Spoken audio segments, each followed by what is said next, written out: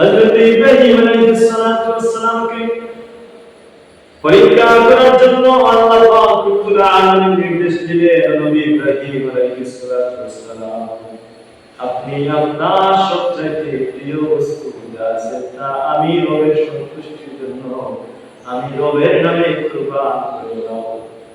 হযরত ইব্রাহিম আলাইহিস সালাতু ওয়াস সালাম বিবাহের পরে দীর্ঘদিন হয়ে গেল, পুত্রহারা সন্তানহারা, সন্তানের মালিক হতে পারেন না, কিন্তু দীর্ঘ ৮৬ বছর বয়সে আল্লাহ পাক রব্বুল আলামিন ইব্রাহিম নবীকে একজন সন্তান দান করলেন, যার নাম হলো ইসমাঈল আলাইহিস সালাম।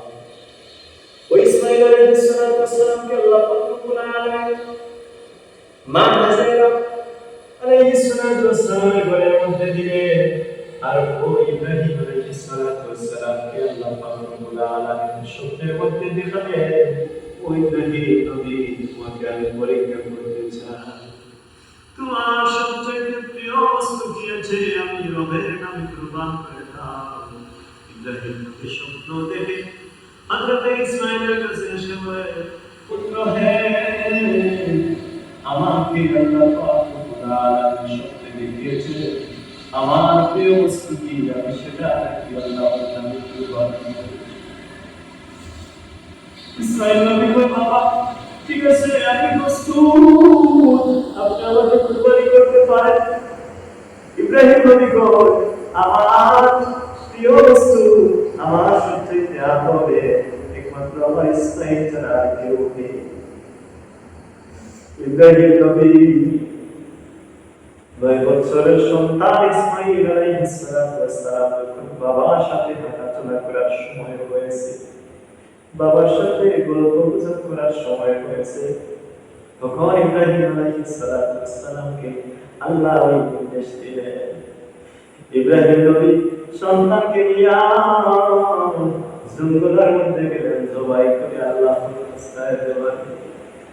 ইব্রাহিম নবী চলে চালায়, ইসমাঈল নবী বললেন, বাবা গো, তুমি আমাকে কুরবানি করতেছো, আমার গলা জবাই করতেছো, বাবা গো, তুমি আমার গলা জবাই করতেছো, কিন্তু আমি সন্তান, আপনার কাছে একটা রিকোয়েস্ট রাখলাম, আমি সন্তান বললাম তো বাবা, তুমি আমার মুখটাকে বেঁধে দেবো। সন্তান বলে, বাবা আপনি আমার মুখটাকে বেঁধে দেন, ওই চেহারার দিকে যদি আপনি বাবা তাকান, তাহলে হয়তো আপনার মায়া লেগে যাবে, আর আপনার যখন মায়া লেগে যাবে আমি সন্তানের গলার মধ্যে আপনি চুরি চালাতে পারবেন না, এজন্য বাবা আমি বলি আমার মুখটাকে আপনি বেঁধে দিন। সন্তান বলে, বাবা আপনি আমার হাতটাকে শক্ত করে বাঁধুন, এমন ভাবে বাঁধুন যেভাবে বাঁধলে আমি সন্তান মৃত্যু যন্ত্রণায় আমি যেন ছোটাছুটি করতে না পারি। হযরত ইব্রাহিম বলেন, ঠিক আছে। ইব্রাহিমকে হযরত ইসমাঈল বলে, ও বাবা আপনি আমার পাকে শক্ত করে বাঁধেন, যেভাবে বাঁধলে আমি আমার পা দিয়ে তুমি বাবার শরীরের মধ্যে লাগাতে পারি না।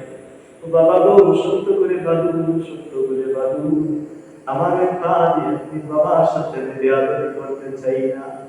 এভাবে বলে বলে ইসমাঈল নবীকে যখন জবাই করার জন্য প্রস্তুত, আকাশ থেকে ফেরেশতারা নেমে আসতে এসে বললেন, ইব্রাহিম দেখলেন যে তার সন্তানকে সত্যিকার অর্থে জবাই করতেছে।